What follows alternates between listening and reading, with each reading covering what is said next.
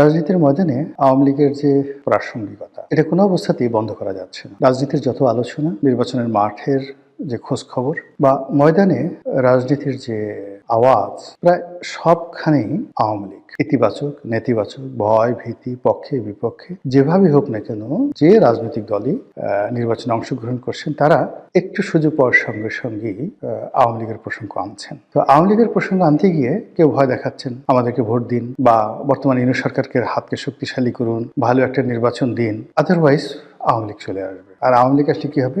ডলা, এমন ডলা দেবে একেবারে কিয়ামত পর্যন্ত সেই ডলা বলতে পারবেন। এগুলো একটা গ্রুপ। দ্বিতীয়ত হলো দেশি বিদেশি বিভিন্ন পক্ষ, তারা বলার চেষ্টা করছেন যে আওয়ামী লীগকে ছাড়া নির্বাচনটা গ্রহণযোগ্য হবে না, ভালো হবে না, ভালো নির্বাচন হবে না, তোমরা টিকতে পারবে না, বেশি দিন থাকবে না। এই কথাগুলো অহরহ কিন্তু বলা হচ্ছে। এরপরে যে জিনিসগুলো করা হচ্ছে সেটা হলো অনেকে ভয় দেখাচ্ছে যে ইতিপূর্বে আওয়ামী লীগের মতো একটা বড় দল, তারা নিজেরা নির্বাচন করেছে বিএনপিকে ছাড়া, তবুও তারা টিকতে পারলো না, গ্রহণযোগ্যতা পায়নি। এত উন্নয়ন, এত ডেভেলপমেন্ট, এত কিছু করার পরও শেষ পর্যন্ত তাদেরকে পালাতে হলো। তো সেক্ষেত্রে আওয়ামী লীগ এবং তাদের যারা সহযোগী রাজনৈতিক দলগুলো রয়েছে, সেই রাজনৈতিক দলগুলোর 50% ভোটার তাদেরকে বাদ দিয়ে তোমরা যে নির্বাচন করতে চাচ্ছ সেই নির্বাচন তোমরা বেশি দিন টিকতে পারবে না। এই কথার বাইরে আবার অনেকে বলার চেষ্টা করছেন, ওরে বাবা, আওয়ামী লীগের অবস্থা জানো? এদের মতো বদমাইশ কোনো দল আছে? পরতে পরতে এদের যাকে বলে শয়তানি বুদ্ধি, কোথায় বোমা মারতে হবে, কোথায় ককটেল ফুটাতে হবে, কার কোন জায়গায় বাঁশ দিতে হবে, কোথায় যাকে বলা হয় বট বাহিনী লাগাতে হবে। আপনি বোঝার চেষ্টা করুন যে গত 15টি বছর আওয়ামী লীগ আর জামাত একে অপরের সঙ্গে এভাবে মিশেছিল, আওয়ামী লীগও টের পায়নি যে তাদের মধ্যে জামাত আছে, আর জামাত আওয়ামী লীগের সঙ্গে থাকতে তাদের কোনো অসুবিধা হয়নি। তো সেই আওয়ামী লীগ যদি বিএনপি ক্ষমতা আসে, জামাত ক্ষমতা আসে, তাহলে তারা তাদেরকে স্বস্তিতে ঘুমোতে দেবে, খেতে দেবে, পড়তে দেবে, এটি কল্পনা করা যায় না। কাজেই সবাই আওয়ামী লীগের সঙ্গে একটা সমঝোতা করা, অথবা আওয়ামী লীগকে নির্মূল করা, অথবা আওয়ামী লীগকে একেবারে পুরো রাজনীতির ময়দান থেকে উচ্ছেদ করা, এই বিষয়গুলো নিয়ে ব্যাপকভাবে গবেষণা করছে, হুমকি ধামকি দিচ্ছে, সতর্ক হচ্ছে এবং আওয়ামী বিরোধী একটা প্যাক্ট তৈরি করার চেষ্টা করছে। কিন্তু এখানে পথে ঘাটে মাঠে যে সমস্যাগুলো দেখা দিয়েছে সেটা হলো সিন্স 1954 আওয়ামী লীগ যে কোনো কারণেই হোক গরিব মানুষের মধ্যে তাদের যে আদর্শের, রাজনীতির আদর্শের যে বীজ, এটি বপন করতে পেরেছে। তাদের যে প্রতীক, এটি হলো নৌকা, গরিব মানুষের বাহন। এবং এখনো পর্যন্ত আবহমান বাংলায় নৌকার যে কার্যকারিতা, অপরিহার্যতা, এটি আপনি অন্য কোনো বাহনের সঙ্গে তুলনা করতে পারবেন না। টিল নাও এখনো পর্যন্ত নৌকা 1 নম্বর পরিবহন। 2 নম্বরে যেটি আছে সেটি হলো এই দলটি গরিব মানুষের দল। তারা ক্ষমতা আসলে গরিব মানুষের জন্য সবকিছু করে, বিনামূল্যে তাদেরকে ঘর দেয়, টিউবওয়েল দেয়, 10 টাকা কেজিতে চাল দেয়, ইত্যাদি ইত্যাদি নানা রকম কথা। এখন তারা হয়তো কিছুই দেয়নি, কিছুই করেনি, কিন্তু ওই যে একটা রিক্সাওয়ালা, শেখ হাসিনার জন্য তার, শেখ হাসিনা নাই, সে কাকে ভোট দেবে, এই ধরনের কথা দেখেন ভাইরাল হয়ে গেছে। লোকজন জিজ্ঞাসা করছে যে শেখ হাসিনা যদি আবার আসে তাকে ভোট দিবেন? তারা বলে হ্যাঁ, অবশ্যই দেব। এই যে বিশাল অভুক্ত শ্রেণী, বিশাল অভাগা শ্রেণী, প্রান্তিক জনগোষ্ঠী, যাদের সবাই নৌকা, শেখ হাসিনা, বঙ্গবন্ধু, এদের জন্য পাগল। এবং পাগলের সাথে আপনি কিভাবে রাজনীতি করবেন? মানে আপনি কাউকে যদি বুঝাতে পারেন, বুঝানোর মতো একটা জায়গা থাকে। অনেক লোক বলে যে আমি হলাম, আমাদের বরিশালের আঞ্চলিক ভাষা, হিদলা পড়া আওয়ামী লীগ। আমি যখন করতাম, আমি যখন বিএনপিতেও গেছি, হাসতে হাসতে আগে আসলো যে এমপি সাহেব কাজটা করলেন কি, আপনি আওয়ামী লীগ ছেড়ে বিএনপিতে গেলেন, এই দেখেন আমাদের আওয়ামী লীগ করতে করতে শরীরে হিদলা পড়ে গেল, জীবনে কিছুই পাইলাম না, কিন্তু আওয়ামী লীগ তো ছাড়ি নাই, আপনি আওয়ামী লীগ ছেড়ে গেলেন কেন? আপনি এই কথা কি জবাব দেবেন বলেন? পরনের কাপড় ছেঁড়া, গায়ে গেঞ্জিটি পর্যন্ত নেই, কিন্তু মানে মুখ ভরা হাসি, দাঁত অনেকগুলো পড়ে গেছে, পান খেতে খেতে কালো হয়ে গেছে, আওয়ামী লীগ করে। এখন আপনি তাদের বিরুদ্ধে কিচ্ছু বলতে পারবেন না, বললেই সে আপনাকে আক্রমণ করে পড়বে। এইরকম একটা যাকে বলা হয় ফ্যানাটিক, একটা দুটো নয়, লক্ষ লক্ষ। এখন ঢাকা শহরে কত লাখ লোক রিক্সা চালায় বলেন তো আপনি? বা সারা বাংলাদেশে রিক্সা আছে কত? এই রিক্সাওয়ালাদের মধ্যে 99% লোক আওয়ামী লীগ করে, কেউ জামাত করে না, কেউ বিএনপি করে না। ঠেলা গাড়ি চালায় কত মানুষ, বুয়া আছে কত, এই বাংলাদেশে কত বুয়া আছে, গ্রামের কৃষক আছে কত, মেহনতি মানুষ, কুলি মজুর মোটে আছে কত, নাপিত আছে কত, ধোপা আছে কত, যে দেখেন 99% লোক তারা আওয়ামী লীগ করে, সব হিদলা পড়া আওয়ামী লীগ। এই যে একটা যাকে বলা হয় যারা আপনার সাথে সংঘাতে যাবে না, মারামারি করবে না, কোনো যাকে বলা হয় আবেগ দেখাবে না, কিন্তু ভোটটা দিয়ে দেবে নৌকাতে, আপনি এদের কোনো অবস্থাতেই আপনি এদেরকে পক্ষে আনতে পারবেন না। পক্ষে আনার জন্য আরেকটু যাদের টাকা আছে, পয়সা আছে, গায়ে কাপড় আছে, জামা আছে, এই মানুষগুলোকে আপনি আওয়ামী লীগের যে সমস্ত লোক তাদেরকে আপনি বিএনপিতে আনতে পারবেন, স্বার্থের লোক দেখাতে পারবেন। কিন্তু ওই যে ওর দারিদ্রতা, এটাই ওর মহানুভবতা, ওর দারিদ্রতাটাই ওর রাজনীতির যাকে বলা হয় শিকড়। এবং সেই শিকড় নিয়েই সে আওয়ামী লীগ করছে। কেন করছে সে নিজেও যায় না। আবার তার মরার পর তার ছেলে অল্প বয়স, কিন্তু সে আওয়ামী লীগ করবে। তারা তো ওই আমাদের ফরিদপুরের যারা লোকজন আছে তারা আওয়ামী লীগকে বলে আমলীগ। আর পরবর্তীতে যেখানে আমি নির্বাচন করেছি বরিশাল, সেটা ওরা আবার আওয়ামী লীগ বলে না, ওরা আওয়ামী লীগই বলে আর কি। তো যেটা বলছিলাম যে এই যে তাদের যে একটা ফান্ডামেন্টাল গ্রুপ আছে, এটা তাদের একটা মূল পুঁজি, তাদের বিনিয়োগ, তাদের অ্যাসেট, এটার উপর নির্ভর করে তারা অনেক কিছু করে। এরপরে যেটা আছে সেটাও তাদের একটা খুব ডেডিকেটেড কর্মী বাহিনী আছে।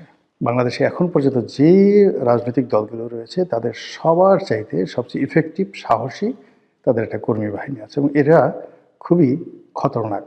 দলের জন্য তারা সব কিছু করতে পারে, বিভিন্ন রকম খতরনাক। আর এই খতরনাক কর্মীদেরকে দিয়ে তারা 1954-এ কি না করেছে, 1956-এ পুরো পূর্ব পাকিস্তান তছনছ করে ছেড়ে দিয়েছে, 1958-59-এ আইয়ুব খানের মার্শাল লকে চ্যালেঞ্জ করেছে, 62 সনে আইয়ুব খানের পুরো মসনদকে কাঁপিয়ে দিয়েছে, 66 সনে পুরো পাকিস্তানকে কাঁপিয়ে দিয়েছে, 69 একটা গণ অভ্যুত্থান করেছে, 70 একটা নির্বাচন করেছে, আর 71 একটা যুদ্ধ করেছে, মুক্তিযুদ্ধ।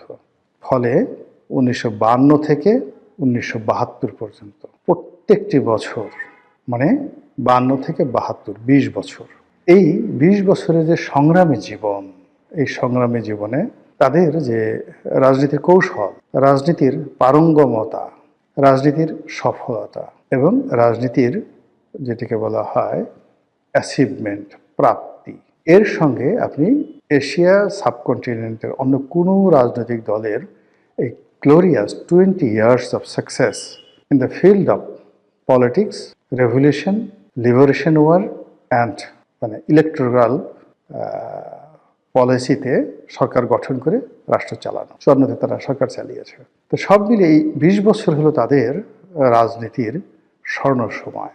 এই স্বর্ণ সময় তাদেরকে একটা লিগেসি দিয়েছে, এবং সেই লিগেসি ব্যবহার করে 21 বছর পর ওই 20 বছরের লিগেসি ব্যবহার করে 75-এর 15ই আগস্ট থেকে শুরু করে একেবারে 1996 সন পর্যন্ত 21টি বছর ধরে তারা ক্রমাগত কচ্ছপের মতো তারা এগিয়েছে।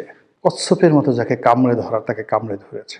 80-র দশকের যে পত্রপত্রিকাগুলো, সেটা বিচিত্রা, বিচিন্তা, আজকের সূর্যোদয়, নয়া পদধ্বনি থেকে শুরু করে যত নাম করা পত্রিকাগুলো ছিল, সেখানে গিয়ে দেখবেন যে শেখ হাসিনার পোর্ট্রেটগুলো কি ছিল। বিশাল একটা নাক ছিল, লম্বা একটা মানে গোল একটা চোখ ছিল, তাকে নানাভাবে চিত্রিত করার চেষ্টা করা হয়েছে, ভয়ঙ্কর, তারপরে শেষে দানবী, তারপরে শেষে ডাইনি, কি না করার চেষ্টা করেছে ওই সময়টাতে, এরশাদ জামানাতে।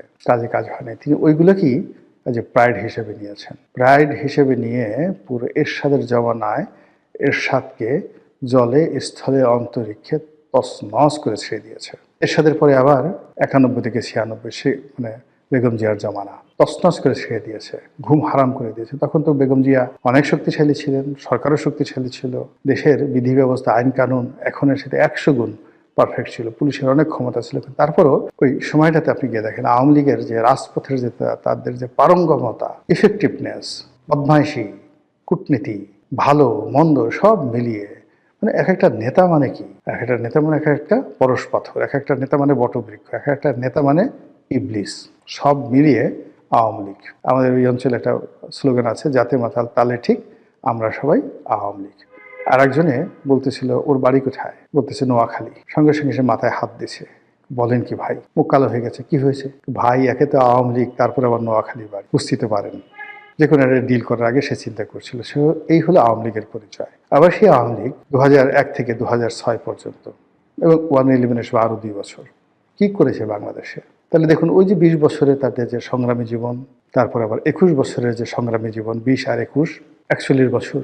তো 41 বছর যাবত তারা শুধু রাজপথে লড়াই সংগ্রাম করেছে, তার সঙ্গে আবার এই 17 মাস যোগ করে। ফলে এই যে বিরূপ একটা পরিস্থিতি থাকা, সামরিক শাসনের অধীনে থাকা, জেল জুলুম করা, এদের কাছে এটা ভাত মাছ, মানে এটা অনেকের কাছে সমস্যা হতে পারে, কিন্তু ওদের মেরুদণ্ডটা বা ওদের শরীরের যে আয়োডিন, ওদের রক্ত, মাংস, অস্থি, মজ্জা, এই সবই খালি এই সমস্ত লড়াই সংগ্রামের জন্যই প্রস্তুত থাকে। তো এইগুলো করে তাদের যে একটা লিগেসি তৈরি হয়েছে যে তারা রাজপথ গরম করতে পারে, প্রতিপক্ষকে ভীত সন্ত্রস্ত করে দিতে পারে এবং তাদের টার্গেটে যাওয়ার জন্য তারা কখনো তুলুবুলু করে না, লড়াই সংগ্রাম করে প্রতিপক্ষকে বাধ্য করে তারপর শেষে তারা প্রতিপক্ষকে পরাজিত করে ক্ষমতায় আসে। এবং অতীতে তারা মুসলিম লীগের বিরুদ্ধে লেগেছে, পরাজিত করেছে, ক্ষমতা এসেছে। মুসলিম লীগ শেষ, আইয়ুব খানের বিরুদ্ধে লেগেছে, আইয়ুব খানের রাজনীতি শেষ, জীবন শেষ, সবকিছু শেষ। এরপর ইয়াহিয়া খানের বিরুদ্ধে লেগেছে, ইয়াহিয়া খান শেষ, there is no Yahya Khan. তাকে এই সেনাবাহিনীর প্রধান, প্রেসিডেন্ট সবকিছু রেখে তাকে পরবর্তীতে ইংল্যান্ডে গিয়ে থালা প্লেট পরিষ্কার করে তাকে পেটের ভাত জোগাতে হয়েছে। এইভাবে আওয়ামী লীগ এরশাদ সাহেবকে ধরেছে, শেষ, একেবারে বগল দাবা করে যা করেছে বলার মতো না। এইভাবে যখন তারা যাকে টার্গেট করেছে, ক্যান্সারের মতো, একেবারে ক্যান্সারের মতো শুষে, রক্ত শুষে, ভ্যাম্পারের মতো, ডাইনির মতো, মশার মতো, যেভাবে বলেন না কেন, যাকে টার্গেট করেছে তাকে ধীরে ধীরে ধীরে ধীরে পুরোটা শেষ করে দিয়েছে। এই যে আওয়ামী লীগের লিগেসি,